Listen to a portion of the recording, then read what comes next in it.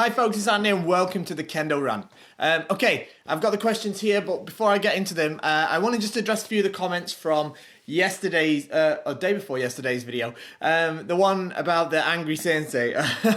Okay, so in the last video, I basically talked about a few issues that people were obviously having with their teachers. Different things like a teacher not feeling like their student was listening, so they stopped giving advice to them. And then another situation where the teacher was giving advice, but in a very sort of angry manner, sort of yelling.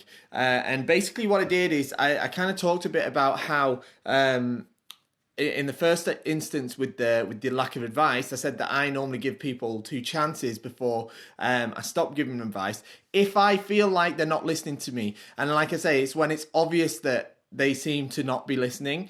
If I feel like the people are listening and they're doing their best to do it, but for some reason they can't quite understand the advice that I'm trying to give, then that's different. That's definitely different. Okay, so I just want to make sure that that's clear. There are people, I'm afraid, that they just don't want to be told that they're wrong. Yeah. So when you tell them that they're wrong about something, oh no, you're doing this a little bit differently, you shouldn't be doing it like, you should do it like this. They just think that they know better, and they feel that they know better. So you know, there's until they realize themselves that they're ready to be taught, then of course it's just a waste of my time and everyone else in the dojo's time for me to try and spend time teaching them. So that was the kind of point on that. I'm certainly not saying that I'd be the sort of person that I tell somebody some advice once, tell it again, and even though they're trying their best to do it, I give up trying to help them doing it. That isn't the point of what I was saying. So that's the first thing I want to make clear.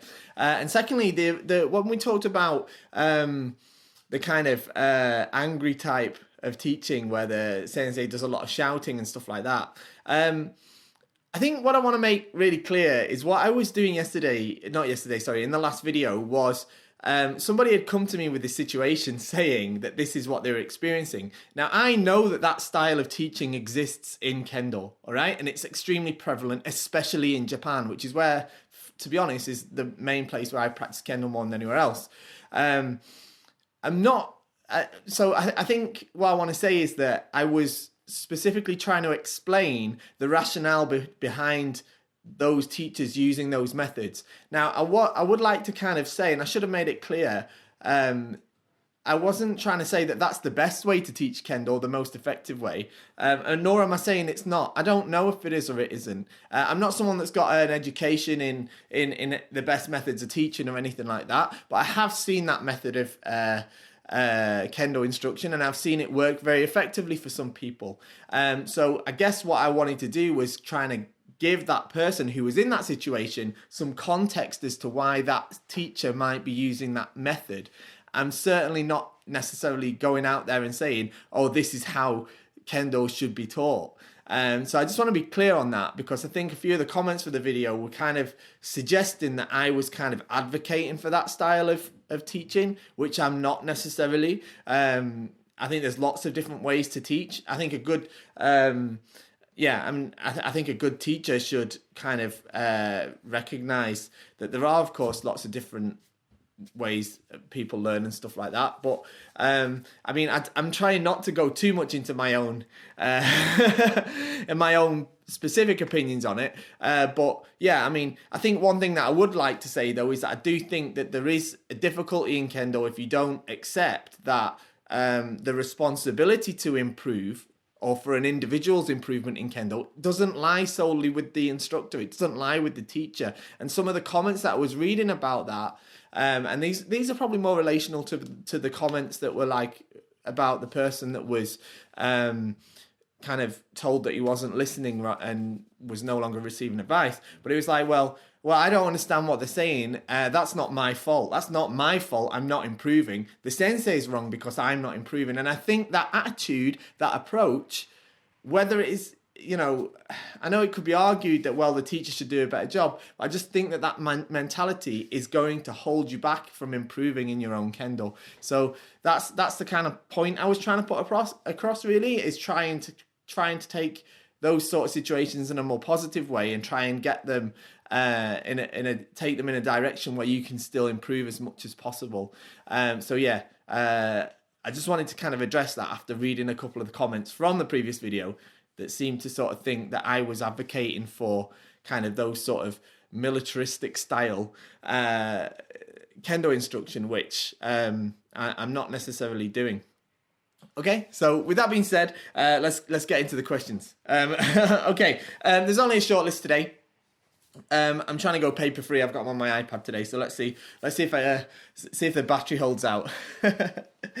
Okay, so this one says, is it possible to learn about an opponent's personality through his or her play style by either watching or playing them? Example, someone who is naturally more aggressive may be inclined to play Jordan, etc. I think to some extent, yes. So in terms of their actual style of kendo, the way they practice, the way their kendo is, does have sort of some kind of connection to their personality.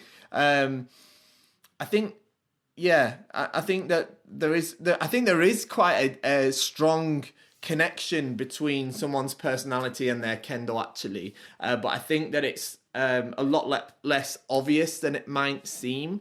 I think some of the things that many people keep less on the surface of their personality often come out through their kendo, which I think is quite interesting. I often find that some people that I do kendo with, that, you know, I often find that they have very different kendo to how I might expect, knowing what their personality is like. But then as they get to know them as a person more, it kind of starts to become more clear where that sort of trait comes from. So yeah, I think that's a potential thing, but it's not it's not a super obvious thing, and it's certainly not a standard thing. So okay, well, somebody that's like this is always going to do, someone that's aggressive is going to play Jordan, because it just isn't like that. In fact, aggressive people tend, like, if somebody's got like the kind of aggressive, I don't really know what an aggressive, like a naturally aggressive personality would be. But if somebody is that way, they might not actually be that suited to Jordan. Jordan requires a aggressive style of play, but it also requires a great deal of tenacity, and also like kind of dedication. You need to be someone that's very patient as well, which is very difficult, certainly in order to be a good Jordan player anyway. Okay, next one.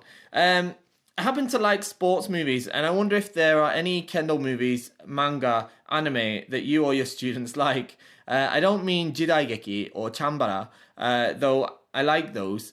I mean more focused on kendo as an activity. For example, association football has the likes of Fever Pitch and Bend It Like Beckham. American football has Rudy and Remember the Titans. American baseball has Field of Dreams and the American adaptation of Fever Pitch. For that matter, Japanese baseball has Kyojin no Hoshi and Dokaben. Are there some that you like for kendo? I like comedies, but are there also any inspirational ones?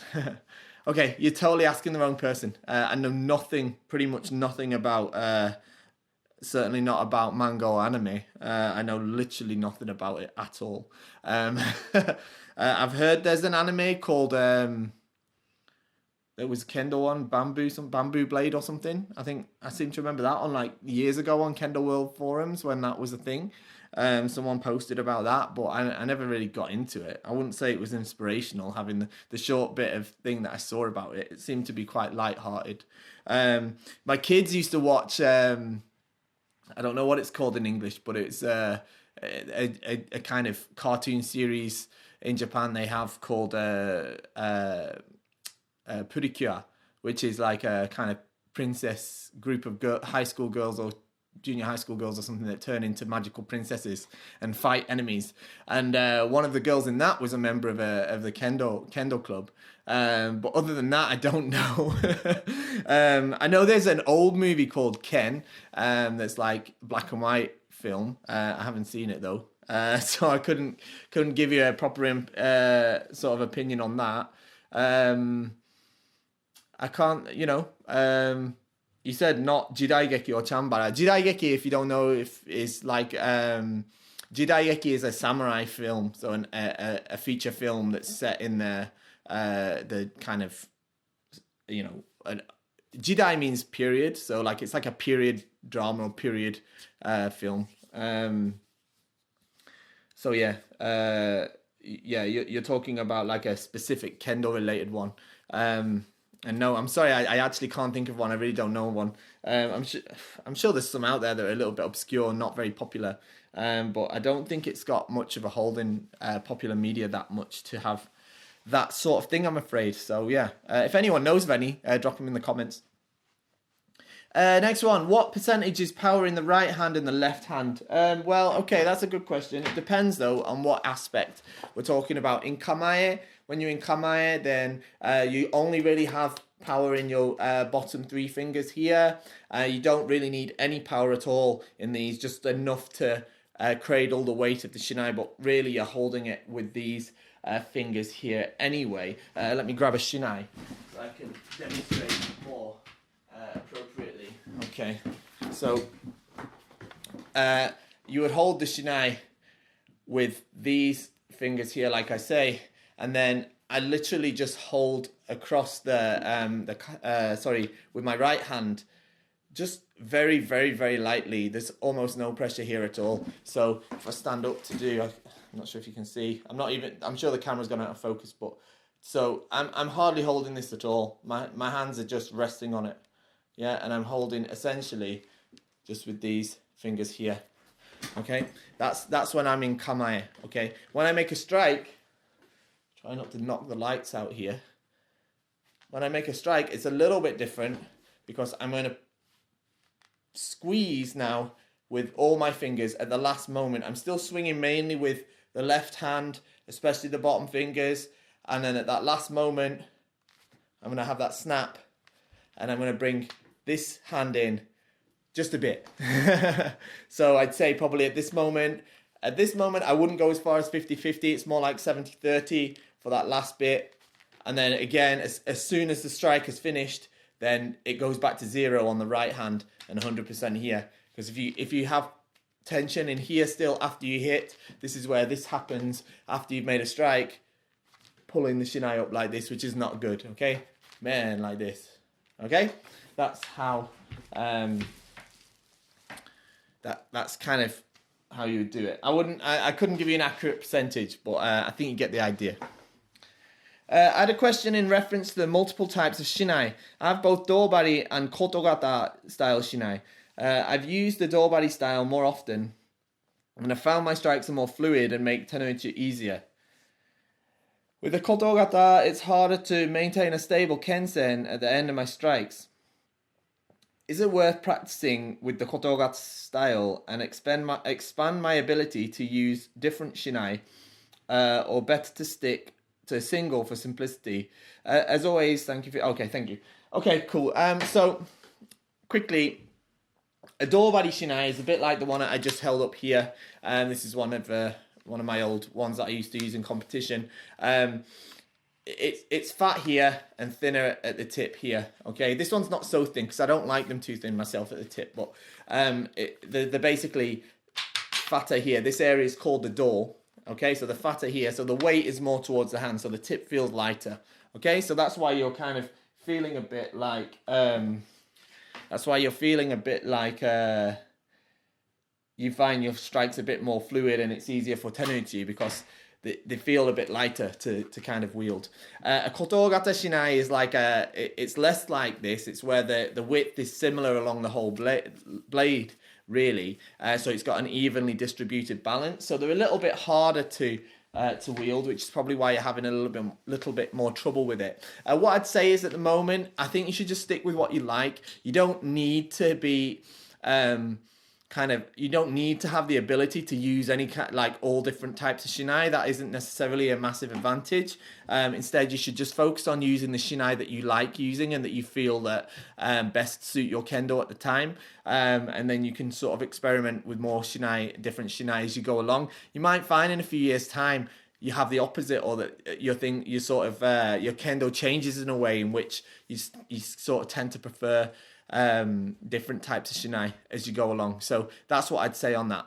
Okay, so that's actually the end of the questions. I've only got a few today. It was a bit of a mega rant last time. It was a lot longer than I expected. But yeah, that's the end of the questions today. Before I go, I just want to share one bit of info with you from the practice that I did yesterday. I had a really great practice yesterday. And one of the things that kind of came up, I was talking to some of the, one of the kind of pieces of advice I was giving someone actually, was when they swing the shinai, the position of the elbows. And I've talked about this before in different videos, but I think there's a really common habit that lots of people have in Kendo where the elbows stick out like this as we swing the shinai, like this. And this isn't a great thing to do. You'll get pains in your elbows if you do that. And also you have a tendency to kind of strike inaccurately. Now, this is particularly evident with katate waza, one-handed waza. Okay, if you watch a good Jordan player, when they do the katate men, like this, what they're going to do is their elbow still stays within the sort of line of their body, not within the line of their body, but they don't open up their armpit, okay? This is something that you see quite a lot as a mistake. As we swing the shinai, our armpits open up like this and we expose our sort of, it's called wakibara, this area. You want to try and avoid that so that you can make a smoother strike. This is both good for two-handed waza like this, whether you're hitting men or whether you're hitting kote, so that you can strike smoothly, correctly. You'll get a sharper strike than if you were to do like this, yeah? And also, like I say, for the Jordan people, you want to definitely keep that in mind, because if you get this elbow stuck out here, then what happens is instead of being able to strike straight like this, this elbow sticks out here as you strike, then the shinai kind of goes diagonal like this, and you'll get a sort of strike that kind of slips off the men as it makes impact. All right, so I want you to think about that over the weekend. If you've got practice this weekend, try and keep those elbows tucked in, keep those armpits closed as you swing men like this, or kote, or even do is the same. Yeah, don't lift those elbows up, don't stick the wrists out like this, because you'll impede your actual cutting ability. You're more likely to receive something like Debana Kote as well. All right, so I hope that helps. I hope you enjoyed today's video. I'll see you all next time. Have a great weekend. I hope you've got some great practices planned. Don't forget to do all the like, share, subscribe, all that stuff. Leave a comment down below. Let me know what you'd like me to rant about next time. There's a link there as well to join the Kendo Show Early Access group, which is of course free to join. It's a great place to post your questions and comments, because there's loads of Kendoka in there from all around the world. So not only will I answer the questions in this video, but you'll get feedback and comments from loads of other sources as well. So it's a really great place to join into. Like I say, the link's just down there. And lastly, don't forget to do your shopping at KendoStar.com, especially if you've got some great deals on at the moment. Again, I'm sure it's not the first time you've watched one of these videos, and I do say this in every video, but it is the website that I run. It is really, really awesome gear. I think the prices are good, especially considering the quality that you get, and not forgetting the service, of course. So yeah, get over to KendoStar.com and check out what we've got. See you all next time.